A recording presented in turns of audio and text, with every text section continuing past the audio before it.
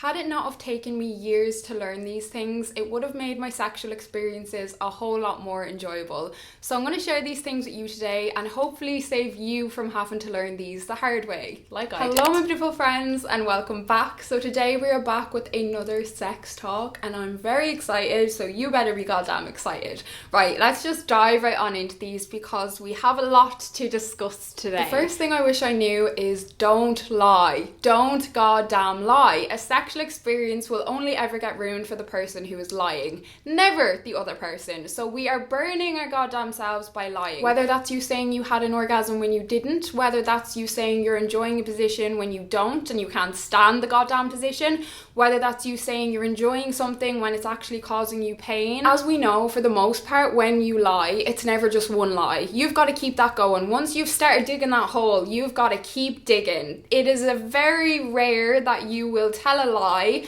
and that won't continue to impact you. So in this case, it's going to really impact your experience in the bedroom. For example, I hate doggy style. I cannot stand it. It hurts me so bad. It causes me so much pain and I just don't like the position overall because of how it makes me feel. I'm not enjoying myself. I spent years doing this position just to please partners. They were none the wiser. But I was enduring a lot of pain. I was just wanting it to finish. Then after the act was done, I was feeling like I was, letting myself down. I was disrespecting myself because I knew how I felt about something, but I wasn't speaking up and making that known. So at the end of the day, I only had myself to blame for that. Ever since I opened my goddamn mouth and vocalized that, it made my experiences in the bedroom so much more enjoyable because I was no longer doing something that I didn't want to do and I was no longer having pain. And it was opening up doors for me to have different experiences that I mightn't have had hadn't I have expressed how I actually feel in that situation. So it's so important that we vocalize and we're honest and we're open with our partner because at the end of the day, we're only taken away from our own experience. If you say you like something, your partner is going to take that at face value. So for example, doggy style, they're thinking I'm having a great goddamn time and I'm nearly in goddamn tears. My own doing. So keep it honest, keep it real, keep that line of communication open and you'll thank yourself for it in the long run. This next one is so goddamn important and it is a trap that so many of us can fall into. Sex shouldn't be used as a form of validation.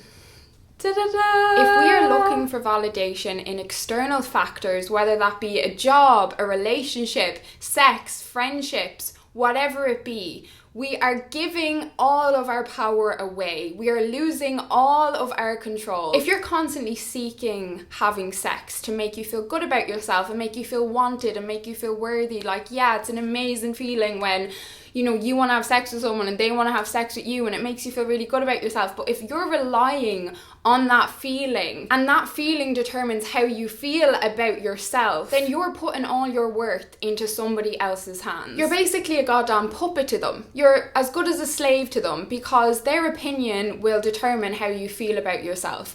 And their opinion, or whether they have sex with you or not, is going to determine how worthy you feel in yourself. You have to learn to validate yourself. You have to learn for your validation to come from within you. So whether that person wants to have sex with you or not is not going to change how you're feeling about yourself. You're still going to look in the mirror and go, I am goddamn worthy, I am beautiful, I am sexy. Sex is something there for us to enjoy, something that brings us a lot of pleasure, something that, we can connect on a really deep level with another human being, and all these things are so beautiful. But you cannot place your validation within that sexual experience. You need to have that, and then you're doing this thing that is lovely and you enjoy and is bringing you all these amazing feelings. I feel like so many young women fall into this trap and it's so easy to fall into, especially through them years where you're trying to figure out who you are and you're trying to find yourself. It can be so easy to put that validation within,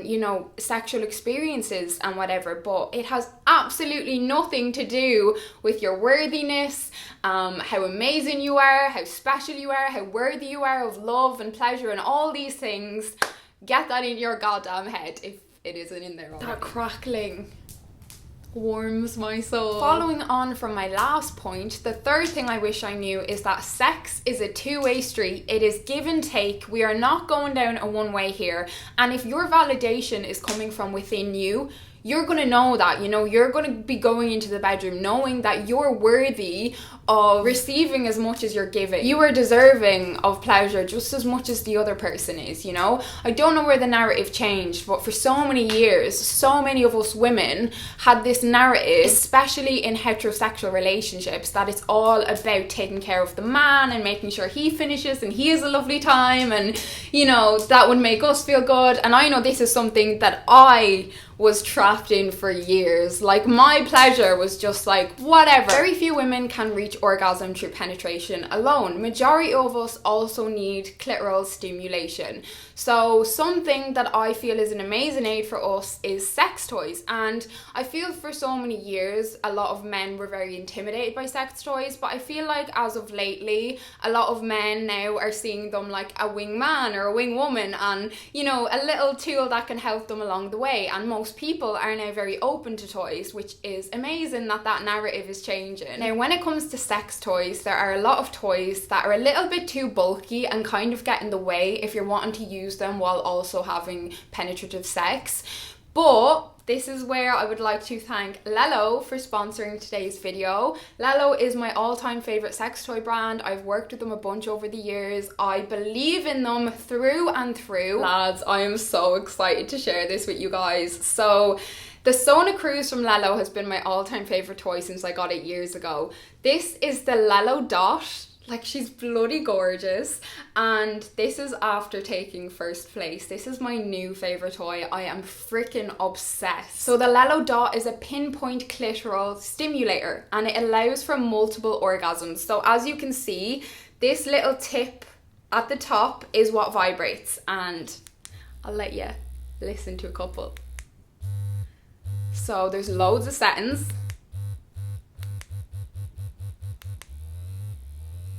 You get the gist. And then you can also turn them up, or you can turn them down. So we've got lots of variation to be working with there. It's also really nice and quiet. It's even quieter than my Sona Cruise, which is just incredible. The designs of Lelo sex toys just make so much sense with the human anatomy. What I absolutely love about this that I've never found in another sex toy is that this is the first toy I've come across that makes it so easy to use with a partner. Because it's such a small, tiny, precise tip, it's so easy to slot this in on your clit while you're having sex, and it's not going to be getting in the way. But for example, like my Sona Cruise, it's quite bulky, do you know what I mean? Whereas this, it's a tiny little tip, but it has just as much power as any other vibrator. I wish you could feel it through the screen, but trust me, you're gonna have to try it for yourself. I know Lelo is on the more expensive side, but it's so worth it because these toys you're gonna have for life. As I said, my Sona Cruise, I think I've had it 4 or 5 years. It is still perfect. So these are rechargeable, so you don't have to worry about buying batteries. It comes with a little plug. You can use these in the shower, in the bath, because they are totally waterproof, so they're really easy to clean. The material of them is super safe for your body, which is something that I have found with a lot of other vibrators. When I was younger and I first, you know, started trialing vibrators, I would use like these tiny little bullets, and they'd be like metal. They'd be buzzing my vagina off me, and I'd be so numb and so sensitive after, and it would nearly be hurting me because the material wasn't really like soft and gentle, whereas this silicone is so nice to touch. Their entire brand concept is around masturbation not being taboo, and especially with females, because as we know, it is an area that we have been fighting with for years, and that is Lelo's whole aim, is to really break down that stigma for us females and to deliver toys that are really going to enhance our experiences, whether that's solo or with a partner, and that's why they're my all-time favourite brand. Lelo currently have an orgasmic personality quiz that you can take over on their site, so you can find out what orgasmic personality type you are, and if you do decide to treat yourself and buy the Lelo Dot, you will also get a free gift. So I will leave a link down below so you can go over and take that quiz and also have a little browse of the toys if you are interested. But honestly, lads, I know it's a bit more of an investment, but trust me, you're gonna have these for life, and I just feel like investing in our pleasure is so worth it. The fourth thing I wish I knew is that suggestions don't mean you failed. If someone suggests a new sexual act, or someone asks you to move your mouth or your finger or to make another change, try and not take it as an offense or as if you failed. Other people know their bodies better than we do. Nobody knows our body better than we do. So it's okay to not be exactly in the right place. You know, it doesn't mean that you're bad at sex. It doesn't mean that they're judging you. It's really important that that line of communication is open and that you're also open to giving them suggestions. And I've been in that situation where I felt really shit for being like, can you please do X instead of Y? Because they've made it very clear that, you know, it's clearly offended them or hurt them or upset them in some way, but we're all so different. You know, people like different things. People need things done differently. And that doesn't reflect anything on you. You know, you should be able to guide each other and help one another and teach the other person about your body. If someone makes a suggestion, be positive about it. Be like, of course, yeah, of course I'll do that, no problem. Is there anything else you'd like me to do? Could I be doing something a bit better? You know, open yourself to wanting to learn and wanting to know, and don't be taking it so personally, because we don't know it all, you know, and we don't know everyone's goddamn body. So it is always going to be a learning experience. You really don't want to be having sex with someone. They make a suggestion, you clearly get offended, and then they feel like that they can't communicate with you in the bedroom. You know, it's really going to break down a barrier. It could even make someone put up a wall if they don't feel like they can, you know, honestly express how they're feeling. You know, you should always be open to wanting to make the experience better, and if that can happen by your partner suggesting something, then amazing. Like, surely that's only a positive. So just shifting your mindset when it comes to the bedroom and seeing all feedback as positive feedback, because you're learning, and if you're learning, it can only be a good goddamn thing. The fifth thing that I wish I knew is sexual burnout is a real thing. Just like burnout in general, there is a such thing as sexual burnout. It might be a case that you've had a lot of sex recently, or maybe it's a case that you're going through something in your personal life and your libido has been affected and you just don't have any desire for sex. Your sex drive isn't what it normally is. That is so normal. We will all go through periods of sexual burnout throughout our life. For example, I've been really unwell. You know, I was really unwell the last number of weeks, and while I was unwell, like, I had absolutely no desire or no interest in sex, because all my body's energy was going to fighting what was wrong with me, you know, and I was feeling so unwell in myself. I was in a lot of pain, so therefore I didn't have desire for sex, you know. And it's okay to go through periods, whether they're short periods or chunks of time where you don't have much interest in sex. That is absolutely okay. We're not goddamn robots. We're human beings, and everything in life ebbs and flows, including our sex drive and how we're feeling towards sex. And the last thing that I wish I knew is that sex shouldn't be painful. When I first started having sex, it was goddamn agony for me. I used to be in pain for a couple of days after having sex. That's not normal. It's really not normal. It can be a variety of things. For example, when I first started having sex, there was no foreplay, there was no lube being used, and them two things are really gonna impact whether you're gonna have pain or not, because our vaginas need to be warmed up. They need to be eased into it. You can't just stick it in. Just say you're having a lot of foreplay and you're using a lot of lube and you're really wet down there, but you're still having a lot of pain. It could also be a medical condition and a health thing that you need to look into, because sex shouldn't be painful. Sex should be pleasurable. And if there's pain, there's something wrong. But also, in saying that, like I spoke about earlier, doggy position causes me so much pain. And it's clearly the way that my cervix and my womb and all is situated in my body. Like, just like our bone structure, our insides all look so different. So some positions may not suit you, you know? And learning about that and working with your body is so important. So just like I was talking about, vocalize. If something's hurting you and causing you pain, speak up. Don't sit there and endure it, because it shouldn't feel that way.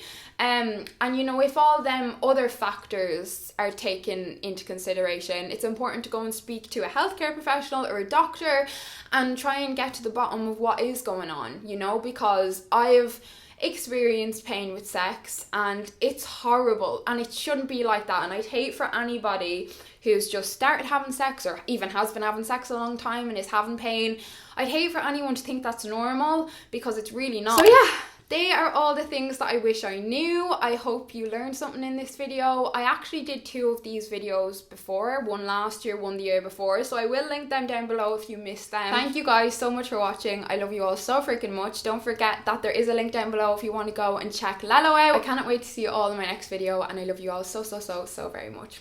Bye bye, friends.